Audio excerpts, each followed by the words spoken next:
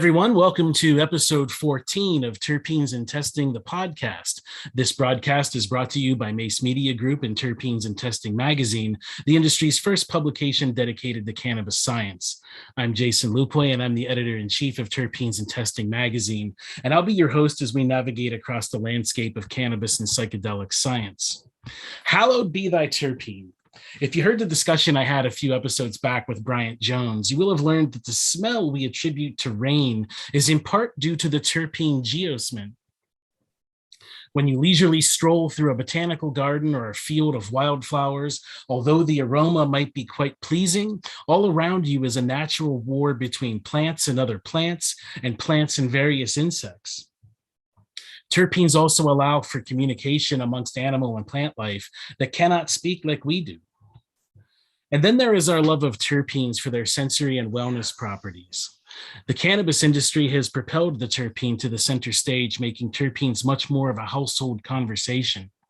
Many product manufacturers want to supplement lost volatile monoterpenes like myrcene to their end products, or they may want to build out a defined spectrum product of specific cannabinoids and terpenes for a targeted effect. Even breweries are adding terpenes into their beers, such as Sweetwater's Insane OG Lager or local Pittsburgh brewery Abjuration Brewing's Terpene IPA series. So the point is, terpenes are universal these days, and I couldn't be happier. So for this episode, I wanted to speak with John Roelke. John is the brand ambassador for Extract Consultants and has worked for Extract Consultants in this role for over 5.5 years. Prior to his employment at Extract Consultants, John held several positions in the food and beverage industry, including management roles at Continental Sausage, DPI Specialty Foods, and Whole Foods. He also worked as a chef at several renowned restaurants in San Francisco, Chicago, and Boulder, Colorado.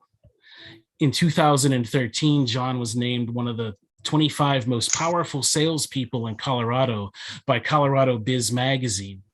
He has also been a frequent speaker at many industry events. John is a graduate of the California Culinary Academy. So hey there, John, welcome to the show. Oh, Jason, thank you so much for having me. I appreciate your time. Well, I appreciate yours as well. And I wanted to kickstart the episode by, just kind of hearing your story about how you got involved with Extract Consultants and how Extract Consultants got involved with the cannabis industry. Well, we were actually the first ones in the space, seven and a half years ago. And fortunately for us, we were founded by a gentleman I went to kindergarten with. Wow. Yeah. So it's a group of old friends that he pulled from different industries to form Extract Consultants. He has a background in essential oil and aromatherapy products. His family's been doing it for over over a century. So so he just kind of with their backing, with their support, as our manufacturing partner, we formed Extract Consultants. First started off with terpene blends and some assorted flavors, and have since grown into a multitude of products. So what would you say are your most popular products, and what are some of the ways that your clients utilize your terpene blends? Well, our most popular products are solvent-free terpene blend flavors, right? They have been out of the gate for us for the last, since we've been doing this. They have absolutely been the bedrock of what we do. They're flavorful. They have wonderful cannabis notes. They're easy to use. They, come with the full regulatory support that you need in this marketplace. So those have really been our heavy lifters. But as tinctures and CBDs came on, we actually make a MCT-based flavor, which work wonderfully in tinctures, which people, use MCT a lot of times as their carrier. This flavor really helps complement that and helps combat some of the downsides of CBD flavor. So when somebody comes to you and they want to buy, some of your products to make formulations, like let's say a vape cartridge, or like you mentioned, a tincture or a cream, how do you go about recommending that they add your products into their own products? Well, first off, it's a little bit of an in-depth. There's no blanket for every, right? Tough to have a blanket statement. So it really does take some conversations, see what their goals are, what their brands require. We're all about people's brands, right? So what type of ingredients are your brands wanting to use? What type of, message are you trying to put out there to the public, right? So, one of the first, vaporizers, whether it's vaporizers, tinctures, edibles, whether it's, beers, spirits, especially in the vaporizer and the tincture space, do you want to be all natural? Do you want to be cause and effect? Do you want to be more fruity flavor? Do you want to be more weedy flavor? We have to ask a lot of questions to kind of get to where they want to take their brand. And once we know that, then we're able to recommend the right products for them. And it could be a myriad of things. Sometimes people don't know what they need until we actually have a discussion. Oh, you make a tincture. Do you use MCT? Yes. Are you struggling with flavor? Yes. Well, we have MCT-based flavors. You do. Right. So sometimes through the conversation, they learn and we learn.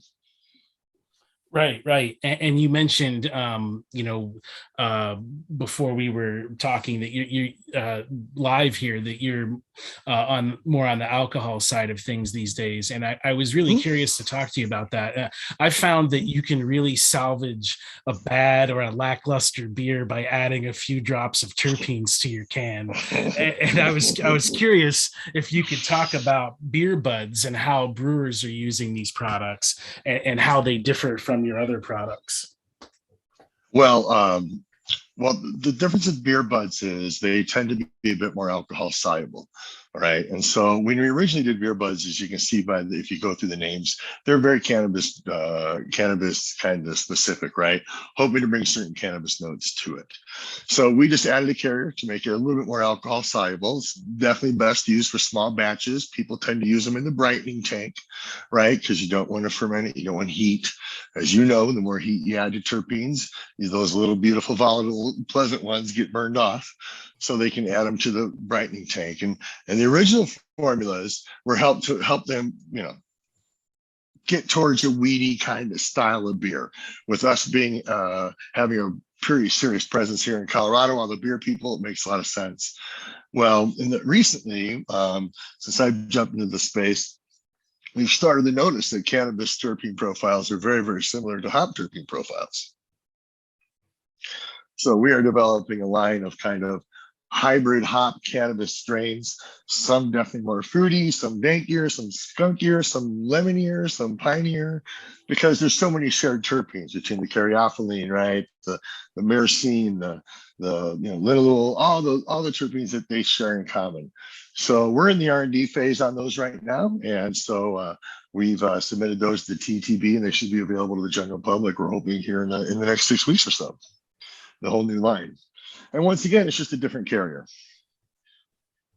Okay, yeah, that's really interesting because I'm a big craft beer fan. Anywhere I travel to, I try to figure out what breweries are local and support them and try a bunch of different products. And IPAs are definitely my bread and butter there. And a lot of brewers, I mentioned too in my intro, Sweetwater did a whole series on different cannabis varieties, and their Insane OG lager was quite nice. It really gave off the scent of cannabis. Like, it was uncanny. I was sitting in a bar and people were like, complaining a bit because it smelled like weed in the bar, and I was thinking I should order one of these and add to the fragrance. And right. It was delicious. I was really surprised that they were able to get it to be like that. And a lot of other brewers that I've seen are interested in, like,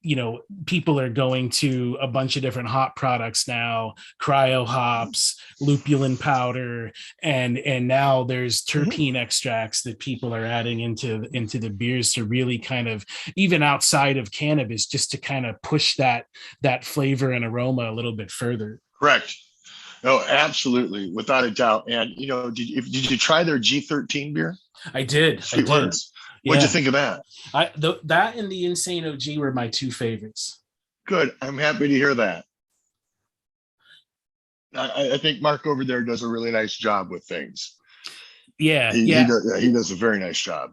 I think I like those two the most because the the terpenes were more pronounced. Some of the other beers, they did a Jack Herrera, like a red ale or an amber ale, and there was like a stout. I thought some of the other, like the actual base beer, buried some of the terpenes in some of their products, but G13 and Insane OG were definitely my favorites. Yeah, so what we find that the terpene blends have really different effects on the beer when we're sitting and we're tasting with the different brewers, right? Head retention seems to work, to be okay.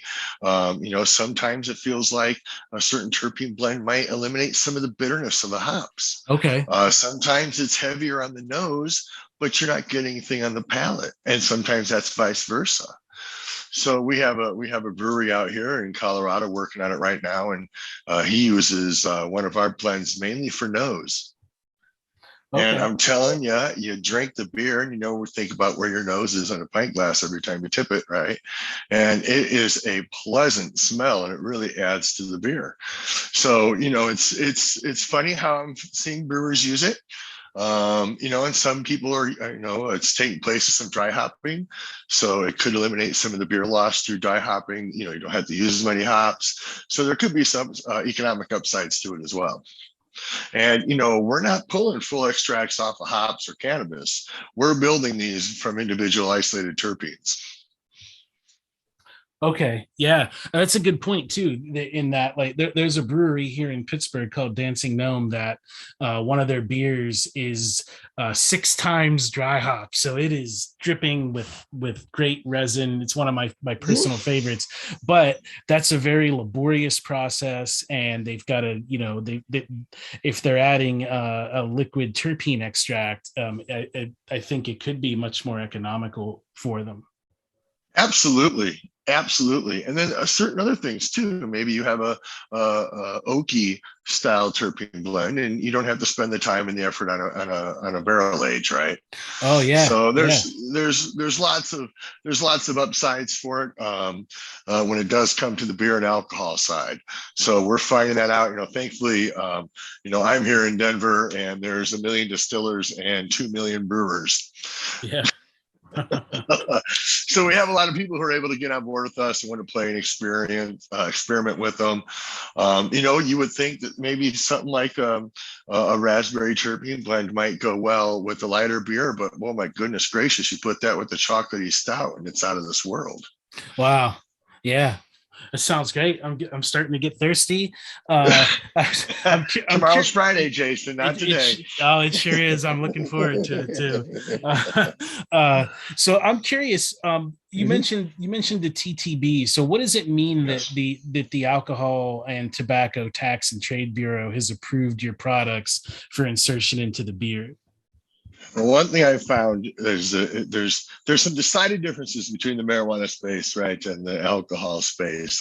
One regulatory board, right? Once they get these formulas approved by the TTB, any brewery can use it and present it and sell it to the public, whether it be cans or bottles or taps, right, or whatever. So, which is nice instead of the patchwork that it is the marijuana industry, where every state could have different sets of laws and different regulations. It's very hard to kind of overcome a lot of those hurdles.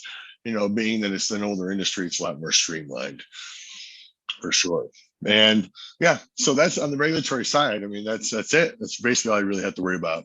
And then, of course, you might have brewers that have certain things that they want. I want organic, I want all natural, I want things like that. So, obviously we try to hit those marks as well when we can. So do they have to do any kind of chemical analysis, or is it just, Not that I'm aware of. We submit the formula, we submit the paperwork, and as with the government, we wait. Yeah. Okay. Yeah. That sounds about right.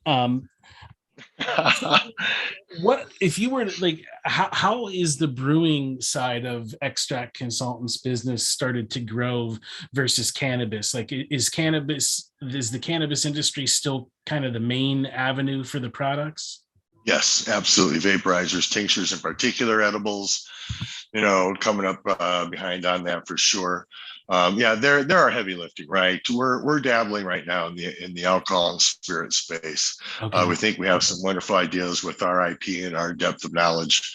And my food and beverage background, we think that definitely has legs, right? One thing I'm finding is it's an education process, just like it was in the cannabis space 6 years ago about terpenes. So, it's kind of fun starting from ground level again, explaining what terpenes are and the difference between for lack of better words, a broad spectrum pull off a hot plant, right? And explaining to them what isolated terpenes are. And a lot of brewers are starting to really clue into it. I walked into Blue Spruce Brewing out here and talked to Nate Nicholas, the brewer. And first time I walked in, he had a notebook that had about 10 different hop profiles and nice. hop terpene profiles written down. And I said, "You're my guy. Let's talk." Yeah. Right. And so people are starting to figure that out a lot more, and it's neat. And so, once I kind of explain, that there's no THC or CBD in my products and how we're building them, it really does open up their minds to the possibilities. Yeah, I think almost if you were to plot the level of hops in a beer and terpenes versus the nerdiness and the cool science of the beer, it's like a straight line going up.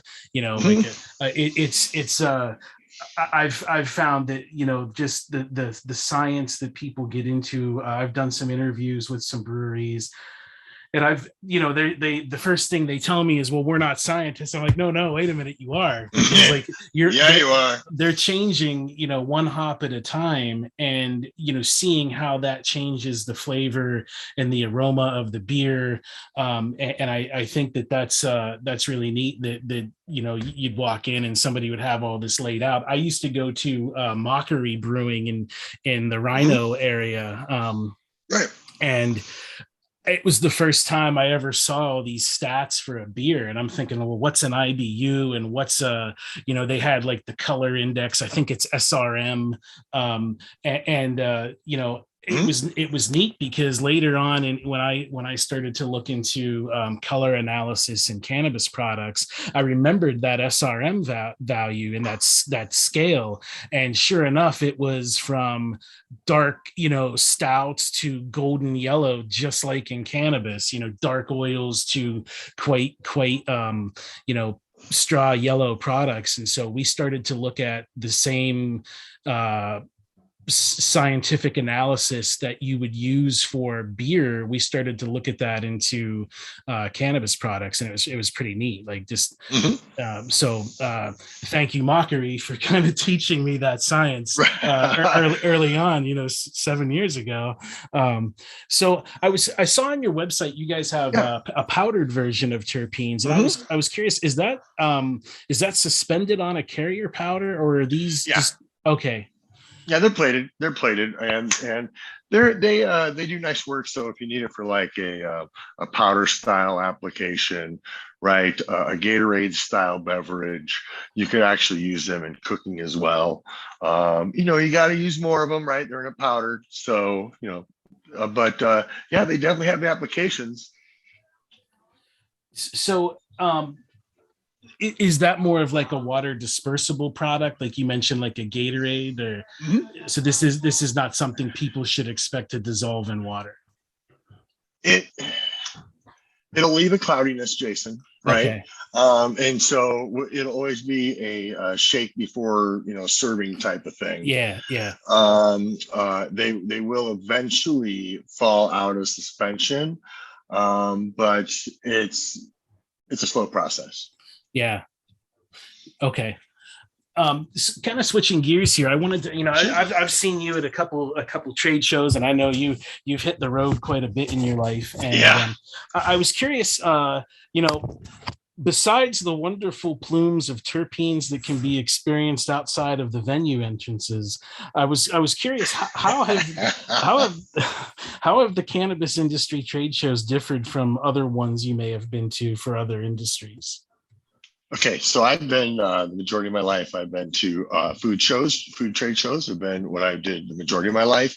So those are kind of what I have to go on. And then I think that for the cannabis space, Jason, in particular, you got to look at these trade shows as kind of pre-COVID and post-COVID.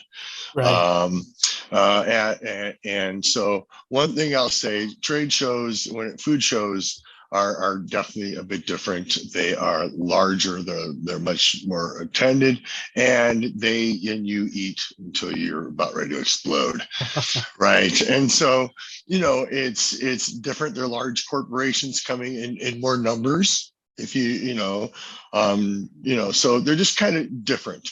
Whereas when the marijuana trade shows, you're dealing with an industry in a lot of places that's in its infancy, right? So you get a lot of new businesses there, which are wonderful, right? We want to support those and get those guys going up and running, right? So it's a very kind of a different thing. Food shows are a lot of food shows are invite only as well, right? And so that eliminates the general public, where a lot of cannabis trade shows will have a open to the public kind of day. Right. Right. So, and now to discuss it kind of pre-COVID, I think, Jason, jump in on this too, man. I think you'll relate to some of these experiences. Pre-COVID, it was really starting to roll, right? I remember, 2018, you go to a show and it was lights, fertilizer, right? Packaging. Yeah. And it was all stuff that was catering to, very new, young, fresh business and a lot of growers, right? Because the first step in our industry is to grow. Everything comes from that, right? And so we'd go to an Oklahoma show 4 years ago, and it was all growers. And we personally want to work with brands and manufacturers, right? Right. Well, then that slowly started to change, right? And some shows kind of fell by the wayside. Shows started evolving, right? You started seeing more people from outside of the industry coming to the shows, right? They were evolving. You started seeing more brands at shows, right? Promoting their brands and things like that. And it really seemed to be, the show circuit kind of seemed to be maturing. And then COVID hit. Right. And just kind of, in a lot of ways, it was kind of good. In a lot of ways, it was kind of, obviously, in a ton of ways, it was awful. But, it got rid of some of those, how should I put it, littler shows, right? One thing, when it comes to my old experiences in trade shows, was there was 2 a year. Yeah. Right. And this distributor had a big trade show, probably one big one a year, and then maybe two tiny little things a year. And that was about it. Right. So, there was almost, you might remember this, Jason, pre-COVID, there was almost a show a week, for crying out loud. You go to a show, you know what I mean? It was, and I'm exaggerating there a little bit, but I think you understand the point. Well, pre-COVID or post-COVID, the number of shows has died down, but it kind of felt like a reset. Going, and back to the kind of lights and the packaging, and no offense to anybody like that, because they're very much needed in this space. But for somebody like us who needs brands and manufacturers, it's not very helpful for us. So we've kind of pared back our shows this year. Yeah.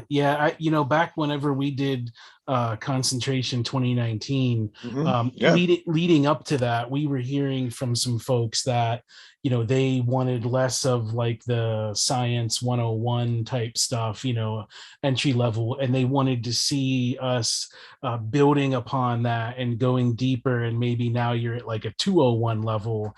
And I feel like some of the shows that I've been to, we've maybe, like you said, hit that reset button, and that I feel like that's likely because there's a lot of other new people in the space now. A lot of states have legalized, especially here on the East Coast, and it's worth having. It's definitely worth having those conversations again. I just wish, like, when you walk into a dispensary here in Pittsburgh, and likely elsewhere across the East Coast, there's still this conversation of the plant names, and Pennsylvania's certainly added to the collection of plant names with like Right. Keystone Kush and stuff like that, and Right. people are kind of focused on the indica sativa hybrid. And thankfully Pennsylvania was one of 3 states now that I know of. I just learned that Connecticut is a third that require terpenes to be on the products, and so that's been kind of neat to see. And I've started to see a lot more conversation around terpenes in the dispensaries. Good. Yeah. It's really funny. What I find in my education process, Jason, that's a lot of what we do is educate people on what terpenes are, is people actually do have, I tell people don't overthink it, because you have an intimate relationship with terpenes. You have since the day you were born. You just have never had anybody connect the dots for you. Right. And I'm happy that dispensaries are connecting the dots, because when you're able to do that, especially when it comes to terpenes, it eliminates a fear factor, right? It eliminates, because people aren't sure of the unknown. But if you tell them, hey man, go take a look at the back of your lotion bottle at your house. Yeah. It's loaded with terpenes. Oh, it familiarizes. And the more familiar people are with our products and the cannabis space in general, the better for the whole industry. Yeah, I totally agree. And I've had some opportunities to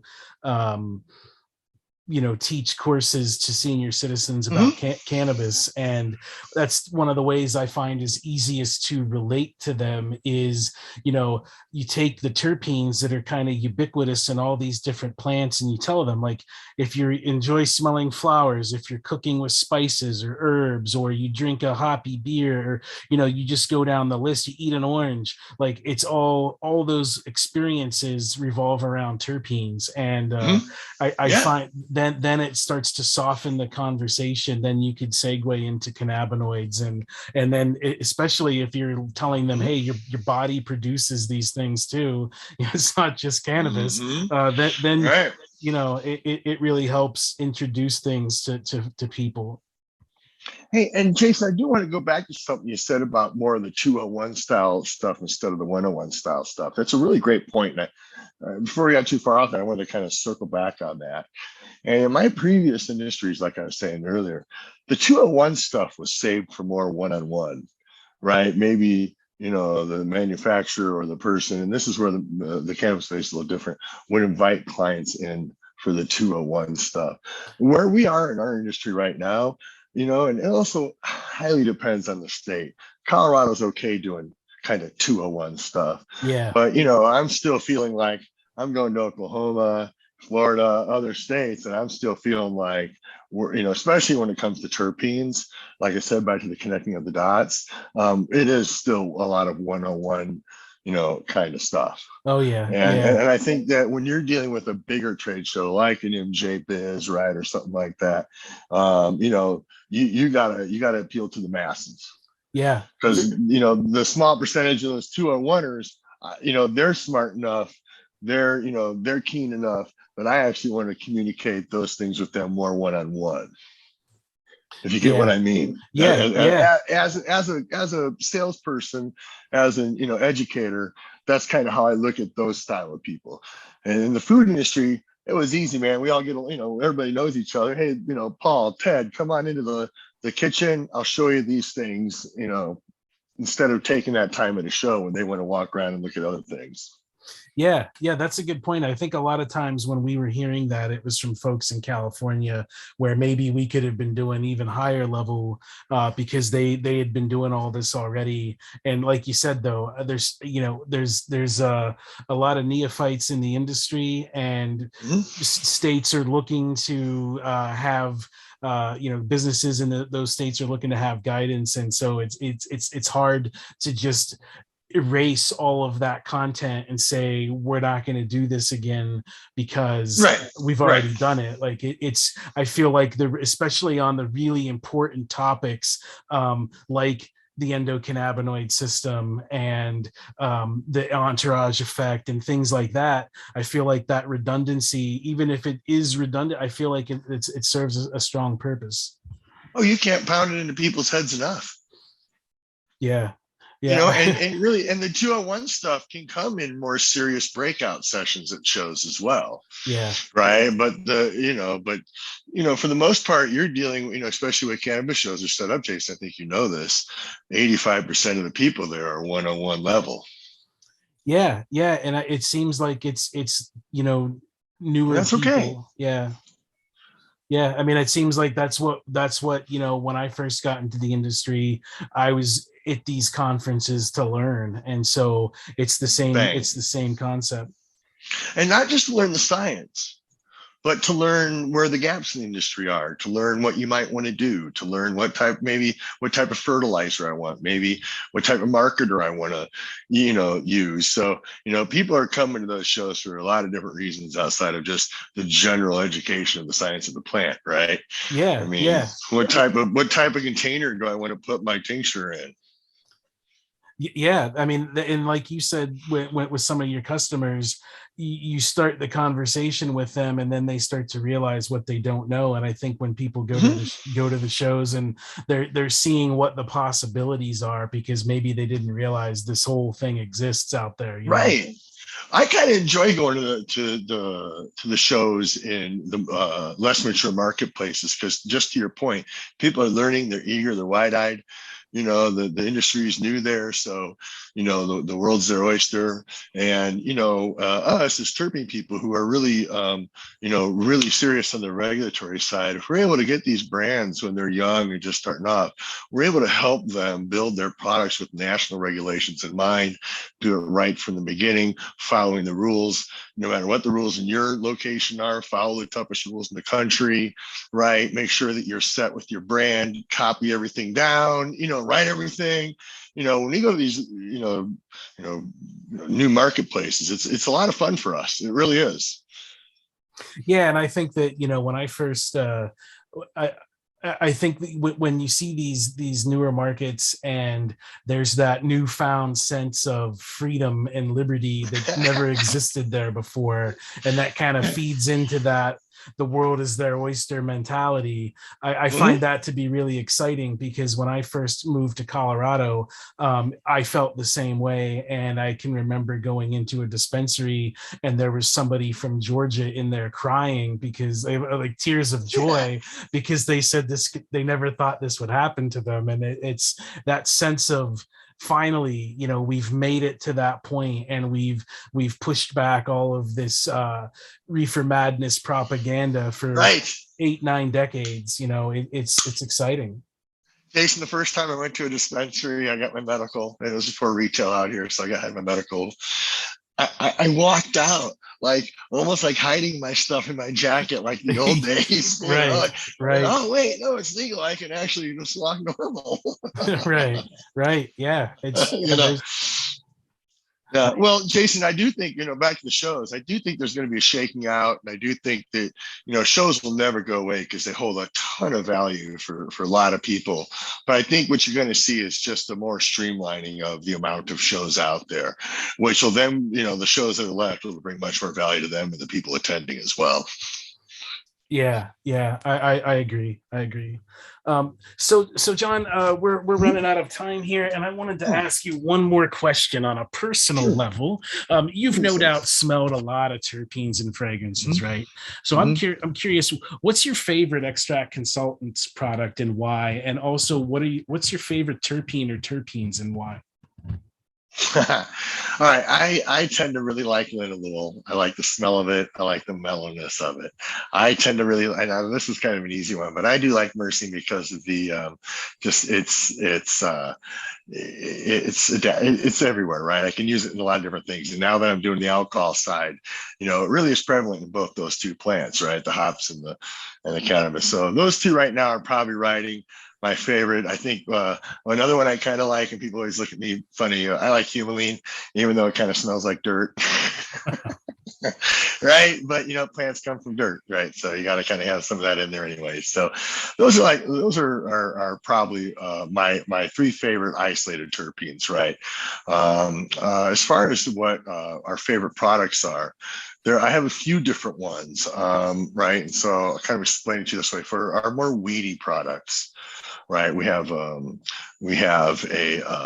indica and our sativa, I think, are outstanding. I think our train wreck is probably one of my favorites, though, right? It's got really nice piney notes to it.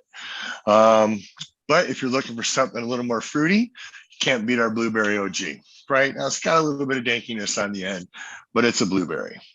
It's really nice. Yeah. It's a really wonderful product. It's been probably our best seller for a long time. Now, you want something a little more fun? I think our Bravo Bomb solvent-free terpene blend flavor is outstanding. It's a red, white, and blue rocket pop. Okay.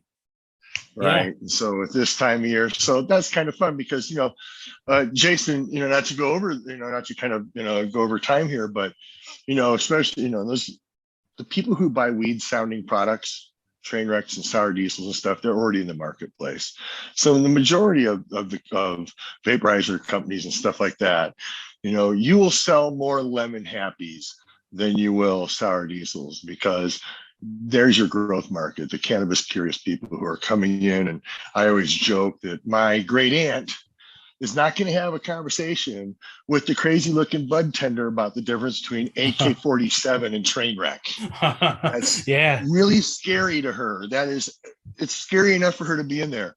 But if she's able to walk in and see, consumer, accepted flavors, lemon, happy, she'll buy that because she hasn't had that big conversation. It's common, it's good to her, and she's still getting the cannabinoids, she's still getting the terpenes, she's still getting all those benefits. Once again, back to our conversation about the familiarity, normalizing these things for people, so it's not so scary.